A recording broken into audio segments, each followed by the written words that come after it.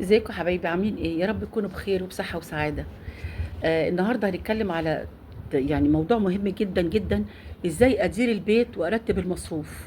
هو مش حكاية ان انا اقول ده ايه وده ايه وده ايه، لا، ازاي ادير البيت وارتب المصروف، لان انا الاساس اصلا في البيت. انا الاساس في البيت، اداره البيت ده وترتيب المصروف ده حاجه جامده جدا، عشان امشي المركب وتمشي المركب بينا وما نغرقش ما نبقاش علينا ديون. لازم امشي البيت بطريقتي، بطريقه محكمه وبطريقه كويسه. قبل ما ابدا كل ده، يا ريت تحطوا لي لايك والشير وتشيروا الفيديو، لان الفيديو ده مهم جدا جدا يا ولاد. ما هو سهل وبسيط، لا صعب جدا، وان انتوا لازم اي واحده تشوفوا وتعرفوا. حبايب قلب، الفيديو ده جامد ومن الاخر. انا كوبايه شاي مع لومي، ماما لومي او ماما ام احمد، ربنا يبارك لي فيكم، كل سنه وانتم طيبين. ويا رب تعود علينا ايه الايام بخير يا رب، كل سنه وانتم طيبين. المدارس قربت تخش علينا، وايه، وربنا يحمينا ويحمي ولادكم ان شاء الله ويحمي ولادنا. والنهارده باذن الله هنتكلم على ازاي ادير البيت. بسم الله الرحمن الرحيم، صلوا على النبي الاول وزيدوا النبي صلاه. ادير البيت وارتب المصروف في ايه، دي شغله مهمه جدا لاي اي شخص بيهتم بالاستقرار، باستقرار المادي والمعنوي طبعا للاسره، علشان البيت يمشي ما يبقاش فيه خلل. تكوني منظمه بيتك، بتكوني منظمه وتقدري توفري وتوازني البيت وتوازني الحاجات اللي انت عايزاها. وهقول لك على خطوات عمليه بسيطه تساعدك على الحاجات دي كلها. ايه هي؟ اول حاجه، طبعا ان شاء الله باذن الله، اول حاجه اعرف دخلي الشهري قد ايه، سواء كان مرتبي او مرتب جوزي او اي دخل تاني بيدخل للبيت. لازم نحدد المبلغ اللي متاح معايا الشهري ده. ايه هو؟ هنبدا اول حاجه نعمل ايه، نقدر توفير الشهر. اول حاجه نعملها، اعملي قائمه بالمصاريف الثابته. المصاريف الثابته اللي هي كل ايه شهر. ايه هي المصاريف الثابته كل شهر؟ البنود اللي هي بتاعت ايه، الايجار اللي هو القسط، يعني الكهرباء، الميه، الغاز، بتاع ده، الانترنت يعني الموبايل يعني، والكلام ده، التموين، الاكل والمواصلات والبنزين والمدارس والدروس والدواء والدكتور، وكل ده لازم ايه، احطه في الحسبان، عشان اجمع كل دول واشوف يبقى معايا ايه، قد ايه من الدخل. يعني لما اعمل الحاجات دي كلها واشوف يبقى معايا قد ايه من الدخل. ما هو انا لازم امشي على كده، علشان ايه، ارتب بيتي واشوف ايه زي المصاريف ان انا امشي عليها، وازاي ادبر البيت. ما هو انا الاساس زي ما قلت لكم، الست هي الاساس في البيت، الراجل ما عليه ان هو يديها الفلوس او المصروف وهي تدبر. ازاي ادبر بيتي بقى وازاي امشي بيتي، هي دي الحاجات اللي اقولها. يعني مثلا ايه، يعني في حاجات غير الاساسيات. حددي الاول مصاريف المتغيره، اللي هي المتغيره غير ايه الاساسيه، بس ايه بتحصل. يعني في حاجات مش اساسيه بس بتحصل، مثلا خروجات، لبس، هدايا، طلبات، مفاجاه، طلبات، اي طلبات مفاجاه، صيانه اجهزه بتبقى مفاجاه، تجديدات في البيت. طبعا كل ده بيحصل مفاجاه. تمام. طبعا رابع حاجه، اعملي ميزانيه صغيره من اللي فايض. ميزانيه صغيره يعني ايه، اعمل ايه، صندوق للطوارئ. اعملي صندوق للطوارئ. صندوق الطوارئ حاولي كل شهر حتى ولو تشيلي فيه 100 جنيه، تحوشي لظروف مفاجاه، لاي ظروف مفاجاه تحوشي ال 100 جنيه دي باي طريقه، لاي مرض، لاي حاجه لا قدر الله تيجي كده على الظروف كده بتاع، يعني المهم يعني حاجات دي تشيليها، تشيل 100 جنيه دي حتى ولو كل شهر 100 جنيه. احنا مش بنقول لك بقى دلوقتي ال 10% ولا كده، لا، تشيلي 100 جنيه ترتيبا في الصندوق الطوارئ ده، علشان ربنا يكرمك باذن الله. خامس حاجة، الأظرف. يعني حط أظرف في الحاجات، يعني ده الظرف ده بتاع كذا والظرف ده بتاع كذا، بس ما تمديش ايدك عليه ولا تحطي ايدك عليه، لان الحاجات دي مهمة جدا جدا جدا. فلوسك بتقسمي الفلوس على حسب الأظرف. طبعا ده بتاع الكهرباء، ده بتاع الدين، ده بتاع المدارس، ده بتاع النت، الأكل، الشرب، الكلام ده كله بتعمليه. تمام. قومي بتقسيم الفلوس في خمس اظرف او ايه، حسب كل ما بند يعني.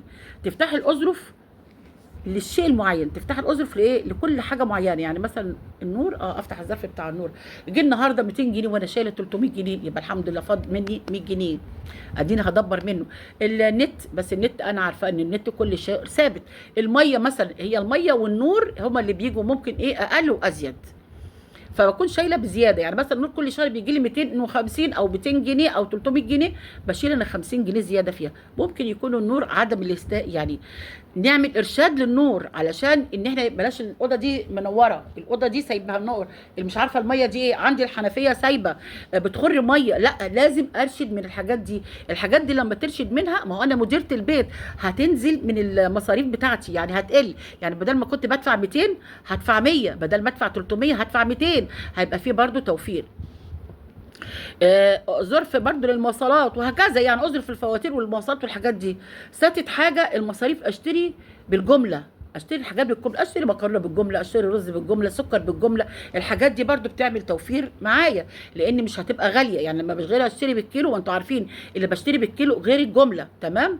الحاجات دي كلها يعني الحمد لله رب العالمين بتعمل توفير معايا. راقبي بقى ايه السوبر ماركت والحاجات دي، العروض، بس اروح على العروض اللي هي اللي انا محتاجاها الضروريه، مش اي عروض. يعني مش مثلا اي عرض جبنه اجيب جبنه، مش عارفه ده رز، ما انا جايبه رز، ما انا جايبه مكرونه، لا خلاص انا اشتريت الرز والمكرونه بالجمله، مش هروح بقى في عروض تانية اقوم راح اشتريها. ما هي دوت برضو عدم الترتيب في البيت. لازم تقومي انت مديره البيت، انت الست بتاعه البيت، انت اللي بتدبري، انت اللي بتخلي المركب تمشي او تغرق. انت الاساس عليك انت، تمام. هنعمل ايه تاني؟ حددي، يعني قلتي طلباتك جاهزه، والدليفري بلاش كمان. يعني حددي الطلبات الجاهزه دي بلاش منها، الطلبات الدليفري، ويا ابني جيب مش عارفه شيبسي بتاع ده، كريسبي، جيب كيس ناجتس، لا بلاش الحاجات دي كلها، اعمليها في البيت، دي هتوفر ليكي. سابع حاجه، اشتركي افراد الاسره، اشتركي افراد الاسره معاكي. يعني ايه يا ماما لوم اشرك افراد الاسره؟ اشركي جوزك، اشركي اولادك، اشركي كل حاجه. ان انت مضغوطه وعليكي حاجات، لازم يكونوا عارفين ايه اللي انت الميزانيه اللي انت معاكي، وايه اللي انت بتعملي، عشان هم بتعلميهم وبتاهليهم لاولادك، يعني ان هم يبقوا ماشيين في بيوتهم ازاي. لازم مره فيه ومره ما فيش، مش كل حاجه يطلبوها حاضر، مش كل حاجه يعملوها حاضر، لا. انتي ست البيت، انتي اللي هتدبري، انتي اللي هتمشي بالمركب وبولادك وكلهم، وانتي اللي هتمشي بيهم وتطلعي بيهم على البر. وانتي لو انتي عملتي كده ومشيتي بالظبط على الميزانيه بتاعتك وتدبرتي مع نفسك، هتلاقي البيت بتاعك مشي، هتلاقي بيتك مش محتاج حاجه. والحمد لله رب العالمين، ما حدش هيخبط عليكي، ولا حدش هيقول لك هاتي، ولا حدش هيقول لك انا ليا ولا ليش. انت مديره البيت، وهتقولي لجوزك انا مصروفي انت بتديهولي كذا، وبحط كذا وبحط كذا وبحط كذا. لما تشركي جوزك وولادك معاكي، انت هتبقي نفسيا مرتاحه، لان الحمل مش هيبقى عليك انت لوحدك، هيبقى عليكي وعلى ولادك، هيبقى متقسم على 3، انت وجوزك وولادك، فانتوا ال3 في مركب واحده لما تشركي افراد الاسره معاكي. فيعني انت عارفه ممكن ان انت بصراحه من غير اي كلام، ان انت كده عملتي احلى انجاز، احلى انجاز صدقيني. انجاز ايه؟ ان انت عرفتي تدبري بيتك وتمشي بيتك، ومن غير ضغط نفسي، ومن غير ضغط على صحتك وعلى جسمك وعلى ان انا ومخك وجهاد، كل ده مشيتي البيت باسلوب يعني مسالم، بجد حلو جدا. وانت لو مشيتي طريقه البيت بتاعتك بالطريقه دي، الفواتير والاكل والشرب مثلا ايجار البيت، ان كنتوا قاعدين في بيت ايجار، ولا ان كان كهرباء، وان كان مثلا تشيلي حاجه للطوارئ، تشيلي 100 جنيه، ما تنسيش تشيلي 100 جنيه. ال100 ديت هتشيليها لاي طارئ، لاي ظروف، لا قدر الله ابنك تعب، لا قدر الله جت الكهرباء زياده. وكمان ال100 جنيه اللي انت هتشيليها دي، انت ممكن تشيلي عليها فلوس تانية. ازاي يا ماما لومي؟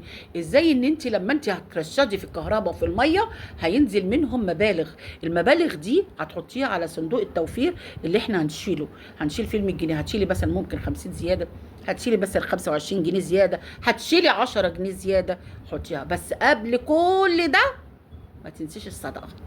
الصدقه بالله عليكم، عشان انا نسيت اقولها لكم في اول الفيديو، الصدقه احلى حاجه بتعمليها. ربنا بيبارك لك في جوزك وفي عيالك وفي الاكل وفي بركه في البيت، صدقيني. على طول ما انت بتحمدي ربنا، ربنا مش هيسيبك ابدا، بالعكس. وطول ما انت بتعملي حاجه لله، ربنا مش هيسيبك ابدا. حتى لو 5 جنيه، حتى لو 10 جنيه، حتى لو وجبه اكل، فرقيها اديها لاي حد تعبان. كل يوم لو عملتي اكل، اعملي وجبه زياده، ارداحي. بحته لحمه او بحته فرخه او بدبوس او من غير حاجه او شويه بطاطس، واعملهم سندوتشات او بيض، اعملي سندوتشات جبنه، اعملي اي حاجه تديها لله، دي عندك ببركه ربنا والله.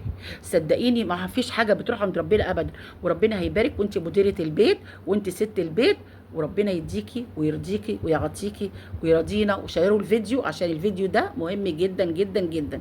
ماشي حبايب قلبي، ما تنسلوش في اللايك والكومنت الجميل من ايديكم. باي باي.